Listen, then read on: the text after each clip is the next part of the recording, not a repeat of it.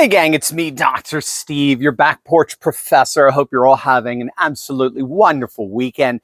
But as always, I can assure you who is not, and that, of course, is the disintegrating, decomposing, declining Democrat Party. This shutdown is playing out exactly like we predicted. The Democrats are showing signs of cracking all over the place. So as we speak, 3 Senate Democrats have already broken ranks, voting with Republicans to end the shutdown. So that would be John Fetterman of Pennsylvania. We've talked about him. He's defecting from the Democrats entirely. It's just a matter of time. At some point, we'll see if he switches to independent or Republican. Catherine Cortez Masto from Nevada is the second one. And Angus King, he's an independent from Maine, but he caucuses with the Democrat. But they all three have defected. So you've got these 3 Democrat defectors in the Senate. At the same time, in the House, you've got Representative Jared Golden publicly accusing his own party of giving into the far left. So he's blaming this entire shutdown on the radical progressive wing of his party. You've got vulnerable senators in swing states like John Ossoff from Georgia, who's starting to get very, very nervous. Maggie Hassan, Jeanne Shaheen, both in New Hampshire, Gary Peters of Michigan. They're all getting super targeted by the GOP as they're seen as weak and particularly vulnerable for the midterms. Now it's getting really, really bad for the Democrats. While they're blocking funding the federal government until they get their $1.5 trillion of spending, that'll go in part to funding illegal migrants' health care. While that's happening, Trump has basically turned off the faucet, as it were. So he's frozen tens of billions of dollars of blue state funding. So we're talking $2.1 billion in Chicago transit projects, another $18 billion in New York infrastructure funds. They've been frozen. You can add another $8 billion in green energy projects for blue states. That's been frozen.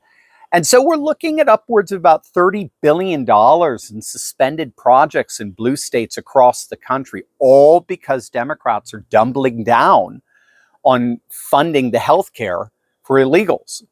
Already, as we speak, President Trump has successfully removed upwards of 300,000 federal workers this year alone. That is the largest federal workforce reduction since World War II. It adds up to basically 1 in every 9 federal employees.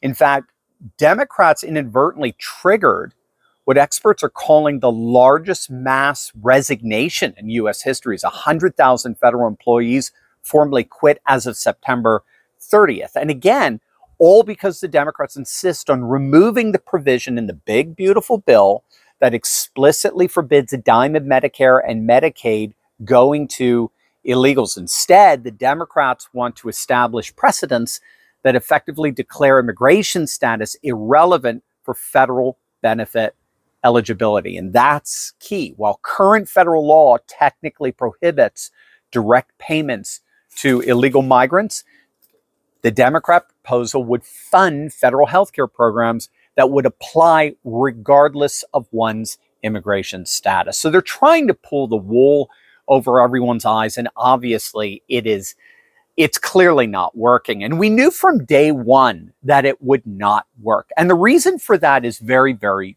simple. The key to understanding why the Democrats are guaranteed to lose this is that this is a shutdown like no other. So generally speaking, right, with all other historical shutdowns, you've got a tug of war between two sides, right? So you had Gingrich versus Clinton, or you had Boehner versus Obama. You had two sides, and both sides were holding out with their own demands. So the Democrats generally held out for certain spending increases, like they're doing exactly right now, 1.5 trillion. Republicans generally held out for spending cuts. That was certainly the case with the Clinton-Gingrich shutdown. But the key here is that past shutdowns were showdowns. Each side was holding out with a list of their own demands, and eventually one side ended up caving. They buckled under the political pressure, as it were. What makes this shutdown so unique is that there's only one side that's holding out.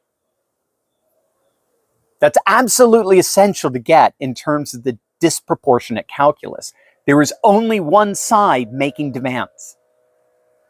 The other side's already got everything it wants by virtue of the Democrats holding out. This is exactly what Mike Johnson said in the very first hour of the shutdown. You Democrats don't seem to realize you have just handed President Trump the keys to the kingdom. The Anti-Deficiency Act of 1884 is the primary law that grants the Office of Management and Budget, the OMB, extraordinary managerial power during government shutdowns. The authority to run the day-to-day affairs in D.C. transfers from the legislative branch to the executive branch in the case of a shutdown. So now Trump and OMB Director Russell Vought are basically free to do whatever they want. The Democrats have literally just handed the executive branch virtually unlimited power to fire and eliminate and dismantle federal government programs and departments as Trump and Vought see fit. And so the irony here is that they're freaking out about Trump becoming an authoritarian, but then they turn around and in effect voluntarily gift him with that very authority. They spent a year campaigning against Russ Vought and Project 2025, and now they're triggering the very Project 2025 blueprint that they so vigorously campaigned against. Only one side is holding out for what it wants. All the while, they give the other side precisely what it wants as long as they hold out. So there's absolutely no incentive in the world for Trump or the Republicans to cave to the Democrats, since the Democrats have already given the Republicans basically everything they want while they hold out for what they want. It's insane. The Republicans, through Trump and Vought, basically run D.C. as long as the Democrats keep the government shut down. So why on earth would Trump give up power and advantage like that? He now has the capacity to enact lasting change in D.C. for literally generations to come. And that's exactly what he's doing every single day. So we knew from day one, from hour one, that this power disparity was going to be a disaster for the Democrats and that they inevitably would be the ones who would cave. This was going to completely blow up in their faces. So Senate Majority Leader John Thune is holding repeated votes to chip away each and every day at remaining Democrat unity, with 5 more Democrat defections needed to end the shutdown. Each vote exposes more cracks in their coalition, all as Trump and Vought continue to daily dismantle the administrative state, fire more federal workers. It's an absolutely no-win situation. So obviously keep a very close eye on how things develop here, but right now there is no question. 3 Democrats have already broken ranks. 1 House member is publicly revolting against his leadership, blaming his party for the shutdown.